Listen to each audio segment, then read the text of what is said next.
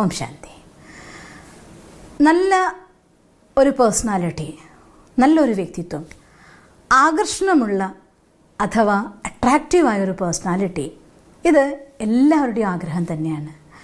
ഇന്ന് നമ്മൾ അങ്ങനെ ഒരു പേഴ്സണാലിറ്റി ഡെവലപ്പ് ചെയ്യാൻ വേണ്ടി എന്തൊക്കെ കാര്യങ്ങൾ ശ്രദ്ധിക്കണം, എന്തൊക്കെയാണ് പേഴ്സണാലിറ്റി ഘടകങ്ങൾ, അതിനെക്കുറിച്ച് ചെറിയൊരു എത്തിനോട്ടം, അത്രയും നമുക്ക് ഈ സമയത്തിൽ സാധിക്കൂ, നമുക്ക് തീർച്ചയായിട്ടും ചെയ്യാം.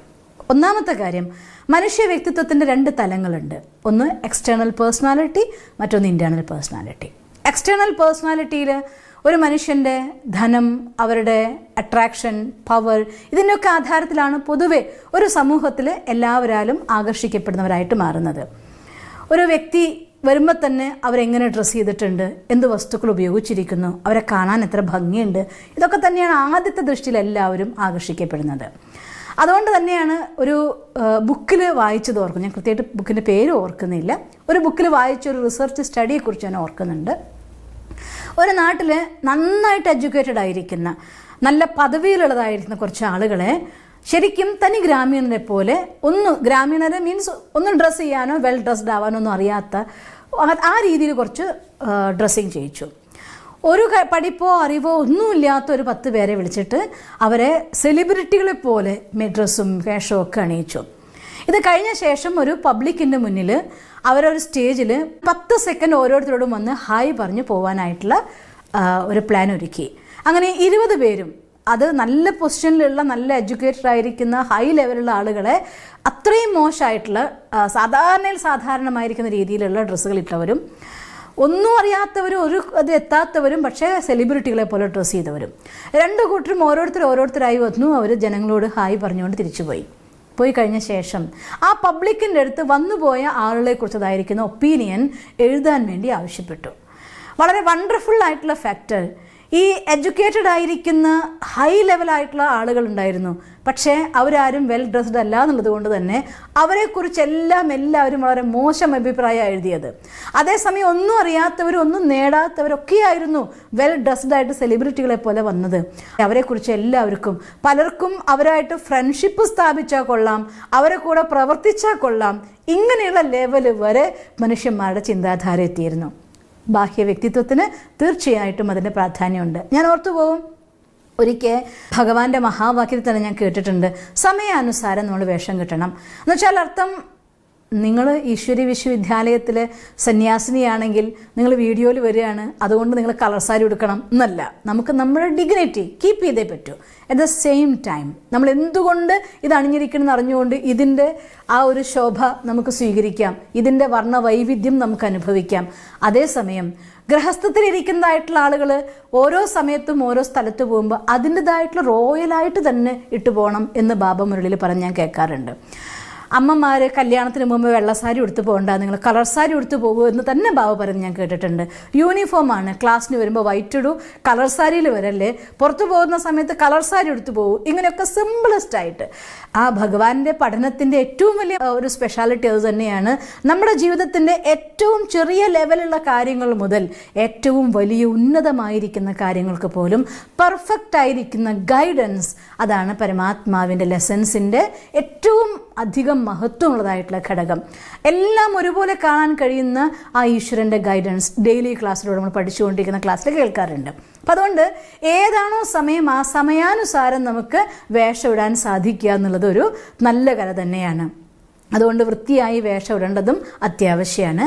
രണ്ടാമത്, ധനം ഇഷ്ടം പോലുള്ള ആളുകളാകുമ്പോഴും അവരുടെ കൂടെയും കൂടാൻ എല്ലാവർക്കും ഇഷ്ടമുണ്ടാവും. ഇതെല്ലാം ബാഹ്യമായിരിക്കുന്ന ഘടകങ്ങൾ, ഞാൻ അത്രയധികം ഒന്നും പറയേണ്ട ആവശ്യമില്ല. എനിക്ക് തോന്നുന്നു എന്നേക്കാൾ കൂടുതൽ നന്നായിട്ട് ഞാനത് പറഞ്ഞപ്പോൾ ഒരു പക്ഷേ പല പോയിന്റ് നിങ്ങൾക്ക് തന്നെ ചിരി വന്നിട്ടുണ്ടാവും. ഇതിനപ്പുറം പലതും ഉണ്ട് ഈ സിസ്റ്റർക്ക് അറിഞ്ഞുവിടാന്ന്. യെസ്, അതിലെനിക്ക് എൻ്റെ നോളജ് കുറവാണ്, അത്രേ എനിക്കറിയൂ. പക്ഷേ രണ്ടാമത്തെ factor internal personality. Internal personality ആരംഭിക്കുന്നത് സെൽഫ് കോൺഫിഡൻസിൽ നിന്നാണ്, ആത്മവിശ്വാസത്തിൻ്റെ ആധാരത്തിലാണ്. നിങ്ങളുടെ നടത്തം, നിങ്ങളുടെ ഇരുത്തം, നിങ്ങളുടെ ദൃഷ്ടി, നമ്മുടെ കൈകൾ, കാലുകൾ, ബോഡിയുടെ സ്റ്റാൻഡിങ് പോസ്റ്റ്, ഇതെല്ലാം കറക്റ്റായിട്ട് നിങ്ങൾക്ക് കാണിച്ചു തരും നിങ്ങളുള്ളതായിരിക്കുന്ന സെൽഫ് കോൺഫിഡൻസ്, ആത്മവിശ്വാസം എന്ത് എന്നുള്ളത്. ആത്മവിശ്വാസത്തിൻ്റെ ഘടകം എന്താണെന്നറിയോ? Self knowledge. ഞാൻ എന്നെക്കുറിച്ച് മനസ്സിലാക്കുമ്പോൾ, ഞാൻ ആരാണെന്നും എന്തുകൊണ്ട് ഞാൻ ഈ ഭൂമിയിൽ വന്നു, എന്തിനു വേണ്ടി ഞാൻ പ്രവർത്തിക്കുന്നു, എങ്ങനെയാണ് ഞാൻ മുന്നോട്ട് പോകേണ്ടത്, എന്താണ് ഈ ജീവിതത്തിൻ്റെ പരമമായിരിക്കുന്ന ഏറ്റവും ഉന്നതമായിട്ടുള്ള ലക്ഷ്യം എന്താണ്, ഇതെല്ലാം റിയലൈസേഷൻ ഉണ്ടാവുമ്പോൾ പറയാറുണ്ട് നോളജ് ഈസ് പവർ എന്ന് പറയാറുണ്ട്. ആ ജ്ഞാനം തൻ്റെ പ്രാക്ടിക്കൽ ലൈഫിൽ ഈ ഹയസ്റ്റ് ലെവൽ ആയിരിക്കുന്ന ഉന്നതമായിരിക്കുന്ന ലക്ഷ്യത്തെക്കുറിച്ച് മാത്രമല്ല, ജീവിതത്തിൽ ഒരു കൊച്ചു കാര്യമായി നോക്കിക്കോ. ഒന്നൊരു ചായ ഉണ്ടാക്കാൻ പറയുന്നത് തൊട്ടിട്ട് ഒരു ചെറിയ വർത്തമാനം പറയുന്നത് തൊട്ടിട്ട് എന്ത് കാര്യത്തിലാണെങ്കിലും ഒരാൾക്ക് ആ കാര്യത്തിൽ നോളജ് ഉണ്ടെങ്കിൽ സ്വാഭാവികമായും അവരുടെ ആത്മവിശ്വാസം അവിടെ വർദ്ധിക്കും. നിങ്ങൾ എത്ര കൂടുതൽ നോളജ് ആർജിക്കുന്നുണ്ടോ അത്രയും കൂടുതൽ നമ്മുടെ ജീവിതത്തിലെ എല്ലാ തലങ്ങളിലും എത്ര ജ്ഞാനം നിങ്ങൾക്ക് നേടാൻ പറ്റുമോ, എല്ലാ തലത്തിലും ഒരാളും എക്സ്പേർട്ട് ആവുന്നില്ല. രണ്ട് വിധത്തിൽ നമുക്ക് നോളജ് നമുക്ക് സ്വന്തമാക്കാം. ഒന്ന്, ആ കാര്യത്തെക്കുറിച്ച് ഓറൽ നോളജ് അത് നമുക്ക് ഉണ്ടായിരിക്കണം. അറ്റ് ദ സെയിം ടൈം അതിൽ എക്സ്പേർട്ടായിരിക്കുന്ന ആ ഒരു ഫീൽഡിൽ എക്സ്പേർട്ടായിട്ടുള്ള ഒരാളായിട്ട് എനിക്ക് അറിയാമെങ്കിൽ, അവരുടെ സപ്പോർട്ട് എനിക്ക് അവൈലബിൾ ആകുമെങ്കിൽ തീർച്ചയായിട്ടും അതും എൻ്റെ നോളജിൻ്റെ ഭാഗം തന്നെയായിട്ട് എനിക്ക് എടുക്കാവുന്നതേ ഉള്ളൂ. എല്ലാ കാര്യം പഠിച്ചവർ ഈ ലോകത്താരും ഇല്ല. പക്ഷേ എല്ലാ കാര്യത്തിനെയും എക്സ്പേർട്സിനെ കുറിച്ച് അറിഞ്ഞിരിക്കേണ്ടത് അതെൻ്റെ ഉത്തരവാദിത്വം തന്നെയാണ്. എനിക്ക് സമയത്ത് സഹായമെടുക്കാൻ കഴിഞ്ഞിരിക്കണം. സമയത്ത് ഈ കാര്യത്തിനൊരു ഗൈഡൻസ് ഇന്നവർ നിൽക്കാം എനിക്കറിയണം, അത് നമുക്ക് കോണ്ടാക്ട് കീപ്പ് ചെയ്യാൻ പറ്റണം. ആ ലെവലിൽ നമ്മളെ സപ്പോർട്ട് അങ്ങനെ നിങ്ങൾക്കുണ്ടെങ്കിൽ, എല്ലാ തലത്തിലും നിങ്ങൾ അറിഞ്ഞില്ലെങ്കിലും, ഉദാഹരണം പറയുകയാണ്, പെട്ടെന്ന് ലൈറ്റിന് എന്തോ ഒരു പ്രോബ്ലം വന്നിരിക്കുന്നു, കണക്ഷൻ, ഇലക്ട്രിസിറ്റിയിൽ കയറി കളിക്കാൻ നമുക്ക് അറിഞ്ഞൂടാ.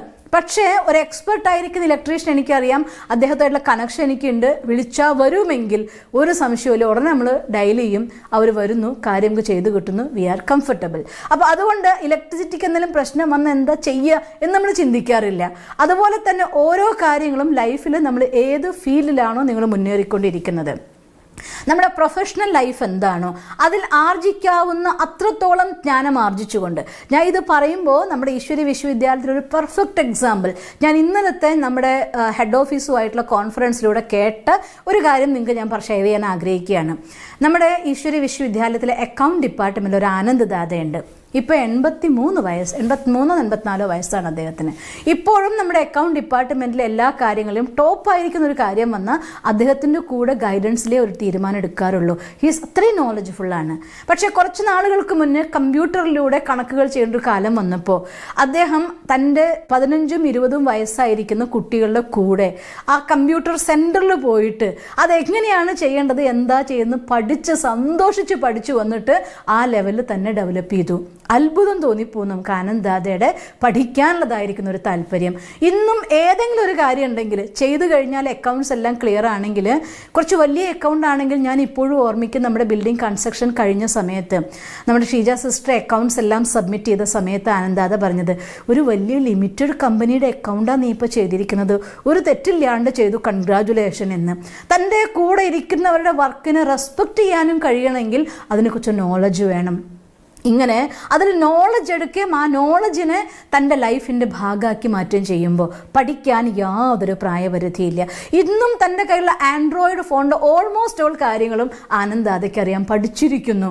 പലപ്പോഴും നമ്മൾ അത് ആരെ കൊണ്ടെങ്കിലൊക്കെ ചെയ്യിപ്പിച്ചു, മോനെ ഇതൊന്ന് ചെയ്തു തന്നെ, മോളിതൊന്ന് ചെയ്തു തന്നെ എന്ന് പറഞ്ഞിട്ട് നമ്മൾ ഒഴിവാക്കി കളയും. പക്ഷേ ആനന്ദ് അത് ഒഴിവാക്കാറില്ല, ഹി വിൽ ലേൺ ഇറ്റ്. അതുകൊണ്ട് പഠിക്കാവുന്നിടത്തോളം കാര്യങ്ങൾ ജീവിതത്തിൽ പഠിക്കും തോറും സ്വാഭാവികമായി കൊണ്ടും നമ്മുടെ ഉള്ളിൽ നിന്ന് നമ്മളോട് നമുക്ക് മതിപ്പ് തോന്നാൻ തുടങ്ങും, റെസ്പെക്റ്റ് തോന്നാൻ തുടങ്ങും.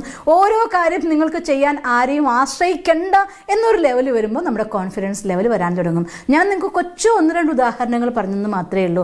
ഇതുപോലെ ഏത് തലത്തിൽ നിങ്ങൾ പ്രവർത്തിക്കുന്നുണ്ടോ, നിങ്ങൾ തിരഞ്ഞെടുത്തതായിരിക്കുന്ന നിങ്ങളുടെ കർമ്മപഥം ഏതുമായിക്കോട്ടെ, അവിടുത്തെ പ്രോപ്പറായിരിക്കുന്ന നോളജ്, ഒരു ജോലി കിട്ടിയാൽ അതിൻ്റെ ആഴത്തിലുള്ള നോളജിൻ്റെ തലത്തിൽ പോവുകയും അത് പഠിക്കാൻ വേണ്ടി ശ്രമിക്കുകയും അതിൻ്റെ ഡേ ബൈ ഡേ ആ ഫീൽഡിലെ മാക്സിമം നോളജ് ഫുള്ളായിട്ട് നിങ്ങൾ മാറുകയും ചെയ്യുമ്പോൾ നിങ്ങൾ തീർച്ചയായിട്ടും നിങ്ങളുടെ കോൺഫിഡൻസ് ലെവൽ അതിൻ്റെ ഹൈ ആയിരിക്കും. ഈവൻ ദോ കാണാൻ ഒരു ഭംഗിയില്ല നിങ്ങളെയെങ്കിലും, ആര് നോക്കുമ്പോഴും ഇവരെ ഒന്നുമല്ല എന്ന് തോന്നുമെങ്കിലും, നിങ്ങളുടെ ഉള്ളിലെ നോളജ് കൊണ്ട് നിങ്ങൾ ഓരോ സ്റ്റെപ്പ് നിങ്ങൾ വെച്ച് മുന്നോട്ട് പോകുമ്പോഴും അറിയാതെ ആൾക്കൂട്ടത്തിൻ്റെ ശ്രദ്ധ, എല്ലാവരുടെയും കണ്ണുകൾ, ആ ഫീൽഡിൽ എല്ലാവരുടെയും ദൃഷ്ടി നിങ്ങളുടെ നേരെയായിരിക്കും. മനസ്സുകൊണ്ട് എല്ലാവരും നിങ്ങളെ ആദരിക്കാൻ തുടങ്ങും. ഇവിടെ യാതൊരു സംശയവും വേണ്ട. പേഴ്സണാലിറ്റിയുടെ ഡെവലപ്മെൻറ്റ് പൂർണ്ണമാവുക ചെയ്യും. ബാഹ്യ വ്യക്തിത്വം മുജ്ജന്മത്തിൻ്റെ കണക്ക് കൊണ്ട് കിട്ടിയത് ഈ ദേഹം ഒരു പക്ഷേ നീളം ഉണ്ടാവാം, നീളം കുറവാവാം, വണ്ണം കുറവാവാം, നിറം കൂടുതലാവാം, കുറവാവാം. Never mind. ആന്തരിക വ്യക്തിത്വം അത് ഇന്ന് നിങ്ങളുടെ കയ്യിലുള്ളതായിരിക്കുന്ന സമ്പത്താണ്. അതിനെ പ്രോപ്പർ ഡെവലപ്മെൻറ്റിലൂടെ മാക്സിമത്തിലെത്തിയാൽ നമ്മുടെ കണ്ണും നമ്മുടെ കൈകളും നമ്മുടെ പെരുമാറ്റവും നമ്മുടെ സ്റ്റെപ്സ് പോലും നിങ്ങൾ എന്തെന്ന് വിളിച്ചറിയിക്കുകയും ചെയ്യും. നിങ്ങളുടെ സാമീപ്യം കൊണ്ട് തന്നെ കമാൻഡിങ് റെസ്പെക്റ്റ് എന്ന് പറയും. ആൽഫ മെയിൽ, ആൽഫ ഫീമെയിൽ എന്നൊക്കെ പറയുന്നുണ്ട്. നമ്മുടെ ചുറ്റും ഒരു എനർജിയുടെ ഫീൽഡ്. നിങ്ങളുടെ കോൺഫിഡൻസ് ലെവൽ കൂടുന്നതിനനുസരിച്ച് നിങ്ങളുടെ ചുറ്റും ഒരു എനർജി ഫീൽഡ് ക്രിയേറ്റ് ചെയ്യപ്പെടും. നിങ്ങൾ കടന്നു പോകുമ്പോൾ അറിയാതെയെങ്കിലും മറ്റുള്ളവരുടെ കണ്ണ് നിങ്ങൾ വരാൻ തുടങ്ങും. ആ രീതിയിൽ പ്രോപ്പറായിരിക്കുന്ന അട്രാക്റ്റീവ് പേഴ്സണാലിറ്റി ആവാൻ നമ്മുടെ നോളജിനെ ഡെവലപ്പ് ചെയ്യുന്നതിൽ ഒരു ലിമിറ്റും വെക്കരുത്. പഠിക്കാൻ ഒരു ലിമിറ്റും ഇല്ല. നമുക്ക് മരണം വരെ പഠിക്കണം. നമ്മൾ എന്നും പഠിക്കണം. എന്നും പഠിക്കുക എന്നുള്ളത് സ്വന്തമായ ഒരു ശീലമാക്കിയിട്ട് ഞാൻ എൻ്റെ ലൈഫിൽ ദിവസവും ഒരു പോയിൻ്റെങ്കിലും എന്തെങ്കിലും ഒരു പുതിയ കാര്യങ്ങളും പഠിക്കുക എന്നുള്ളത് എൻ്റെ ജീവിതത്തിനൊരു പ്രിൻസിപ്പിളാണ്. അതുകൊണ്ടാണ് ഇന്നും നിങ്ങൾക്ക് വേണ്ടി ദിവസവും വീഡിയോ ചെയ്തു തരാൻ വേണ്ടി നിങ്ങളുടെ മുന്നിൽ വരാൻ പറ്റുന്നത്. ഇത് നിങ്ങളുടെയും ശീലമാക്കി മാറ്റി വെക്കൂ. ജീവിതത്തിൽ ഒരുപാട് നമ്മുടെ കാഴ്ചപ്പാട് മാറാൻ തുടങ്ങും. ജീവിതത്തോടുള്ള നമ്മുടെ മനോഭാവങ്ങൾ മാറാൻ തുടങ്ങും. ജീവിതത്തിൽ അറിയാതെ ഉയരങ്ങളിലേക്ക് നിങ്ങൾ പോവുകയും ചെയ്യും. എല്ലാവരാലും ആദരണീയമായിരിക്കുന്ന ആകർഷകമുള്ള നല്ല വ്യക്തിത്വമായി നിങ്ങൾക്ക് മാറാൻ പറ്റുകയും ചെയ്യും. നിങ്ങൾക്കങ്ങനെ സാധിക്കട്ടെ എന്ന് ഞാൻ ഈശ്വരനോട് പ്രാർത്ഥിക്കുന്നു. ഓം ശാന്തി. ദിവസം തോറും ജീവിത വിജയങ്ങൾക്ക് വെളിച്ചം വീശുന്ന പുത്തൻ വീഡിയോകൾക്കായി ഞങ്ങളുടെ യൂട്യൂബ് ചാനൽ സബ്സ്ക്രൈബ് ചെയ്യൂ. നോട്ടിഫിക്കേഷൻ ലഭിക്കുന്നതിനായി ബെൽ ഐക്കൺ ക്ലിക്ക് ചെയ്യൂ. ഒപ്പം ഞങ്ങളുടെ ഫേസ്ബുക്ക്, ട്വിറ്റർ, ഇൻസ്റ്റാഗ്രാം പേജുകൾ ഫോളോ ചെയ്യൂ. നന്ദി.